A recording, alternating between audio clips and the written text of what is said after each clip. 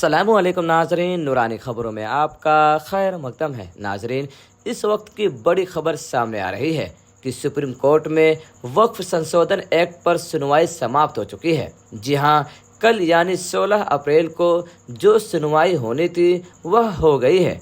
इसमें कपिल सिब्बल, सीनियर वकील मिस्टर धवन और दीगर वकीलों ने अपनी बातें मुस्लिम पक्ष की तरफ से रखी है और अपनी दलीलें पेश की है।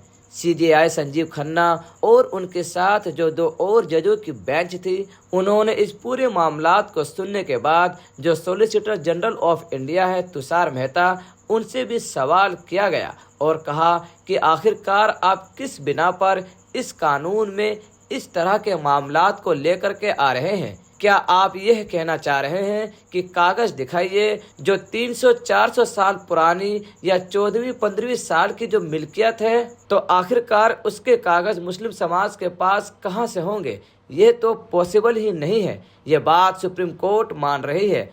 दूसरी ओर सबसे अहम बात जिसको लेकर के लगातार देश में चर्चा चल रही थी कि आखिरकार वक्फ बोर्ड के अंदर सरकार जो दो नॉन मुस्लिम मेंबर को लेकर के आ रहे थे, उस पर सुप्रीम कोर्ट ने कहा कि यह किसी भी तरह से मुनासिब नहीं है और इसमें जो दो नॉन मुस्लिम यानी हिंदू मेंबर को इसमें डालने की कोशिश की जा रही थी, उस पर सुप्रीम कोर्ट ने आपत्ति जताई है और यह भी कहा है कि वक्फ बोर्ड में हिंदुओं को आपने रख दिया है, तो क्या हिंदू संस्थाओं में जैसे मंदिरों के साइन बोर्डों में मुस्लिमों की एंट्री दी जाएगी?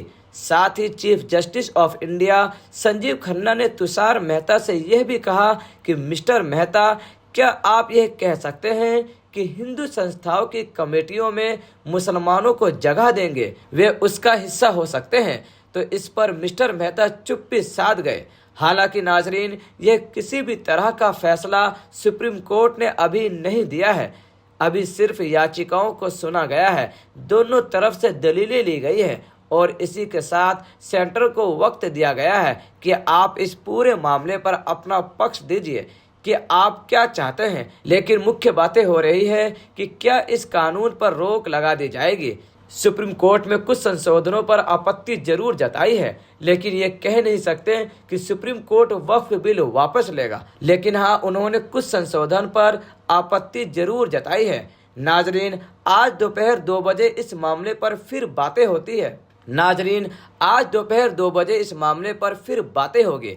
आज दोपहर 2 बजे फिर इस मामले पर कार्रवाई होगी। अब देखना यह है कि क्या चीफ जस्टिस ऑफ इंडिया अपने रिटायरमेंट से पहले, क्योंकि उनका रिटायरमेंट अगले महीने मई में होना है, उससे पहले वह इस मामले पर अपनी बात रख पाएंगे या नहीं, वह फैसला दे पाएंगे या नहीं, ये देखना अभी बाकी है। नाज़रीन, इसको लेकर के आपकी क्या राय है, हमें कमेंट कर जरूर बताएं। मिलते हैं अगले वीडियो में, तब तक के लिए खुदा हाफिज।